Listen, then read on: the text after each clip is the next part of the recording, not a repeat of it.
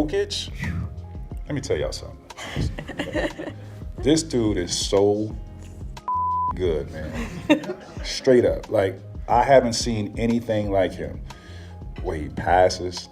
You got a 7'1" center bringing up the ball, initiating the offense. Like, everything goes through him. And he passes people open, like Aaron Rodgers style. It is amazing. The passes that he makes from one side of the court to the other, on time and on target, the bounce passes in between defenses. You can't guard him on the post because he's too big. He can't jump over a dollar bill. He rebounds. He is amazing. After 9 whole seasons in the league, the entire NBA still can't crack the cheat code known as Nikola Jokic. I mean, right after receiving the pass here from KCP, the Joker just toyed with the entire Grizzlies team by setting up a ridiculous between-the-legs pass on instinct alone, as if he was just playing horse in his backyard. Now, check this one out. He cuts to the lane. Then when he gets to the post, the Joker just completely fooled Plumlee here as he puts him in a blender before dropping a bucket on his head. Whether he's going up against the elite unicorns of the league or some of the greatest defenders in the game, I've never seen a time when they completely shut down the big guy from the mile high, and in this video, we're going to take a closer look as to why Nikola Jokic is still the baddest man in the NBA right now. There have been a slew of great and multi-skilled big men who set foot in the NBA, but none of them could pass the rock and facilitate the way the Joker does. I mean, look at this. The moment Murray gave up the ball to him, Jokic just threw a sick one-handed bullet pass in between a couple of white shirts, which found MPJ underneath the basket for the easy lay-in. Now in this low post play, the Mavericks quickly swarmed him by sending out a couple of bodies to guard him, but despite this, Jokic was still able to dish out a behind-the-back dime to the cutter as if he had eyes on the back of his head. Well, if you think that's impressive, check out this sequence right here. As Vanderbilt tries to go for the steal here, Jokic prevents him from doing so by flicking the ball upward. And when THT swoops in, he just ping-ponged it to the corner man, who then splashes down the wide-open three. And how about this? Jokic muscles his way here against slow-mo, and when Gobert comes to help, he whips an overhead hook pass to Aaron Gordon for the monster jam.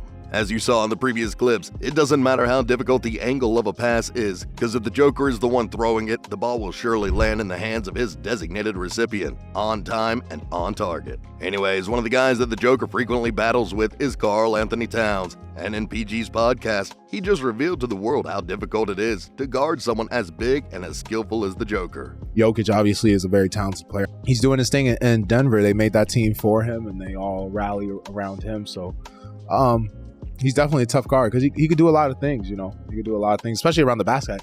I didn't realize until we were playing the series, he's 290. And he's long. Like, realize he got that Serbian strength. That's what people don't realize about the Joker, bro. Is his arms are long. Not like he jumps high, he gets off the ground. Player. Like, he'll shoot that. You think you can get it, and he'll rebound that so fast. Like, he has just good, like, cat reflexes. Now, as you heard in the opening clip, T-Mac said that it is quite amazing that Jokic is still able to do the stuff he's been doing despite the fact that he can't jump over a dollar bill. But see, even though he only has a 10-inch vert, the reason why he can make shots so easily and seamlessly lies in his incredible footwork and underrated touch around the rim. So here's the Joker operating at the low block against Taj Gibson. After feeling where his weight is, Jokic quickly spun towards the baseline and finished this one on the other side with a nice reverse. In this play, Jokic attacks the closeout. Now, when two guys jump on him, Jokic goes for an escape dribble. Then when JimmerRange shows up, he fakes him out of his socks with a Manu Ginobili Euro step before softly laying it in. Now, here's Jokic matched up against JaVale McGee. First, he threw his 290 frame around him to shake him off. Then out of thin air, Jokic just pulled up his version of the Dream Shake with this gorgeous up and under and put McGee on another episode of Shaq 10 a fool. And finally, check out this move right here. So as Jokic backs down against Plumlee, the Clippers send 2 extra bodies to help out. Now, realizing that the lane was clogged, the Joker just pivoted the other way around and dropped his patented Sombor shuffle while fading away. Anyway, aside from his smooth footwork, he surprisingly also has sweet handles to complement that. I mean, after crossing the half court, the big honey went for a behind-the-back dribble to put the opposing big on skates. Then once again dropped 2 giant Euro steps before finishing it right through. And check out his nasty sauce on this play. See, the Joker settles on the three-point line here, but all of a sudden, he switches gears and splits the double team as he goes all the way to the cup plus a foul. I mean, whether it's about controlling the pace of the game with his facilitating or racking up points on the offense end, it looks like Jokic is set to continue his dominance in the years to come. And according to ESPN's Mike Greenberg, we might be ushering into a new era with the way the Joker is playing right now.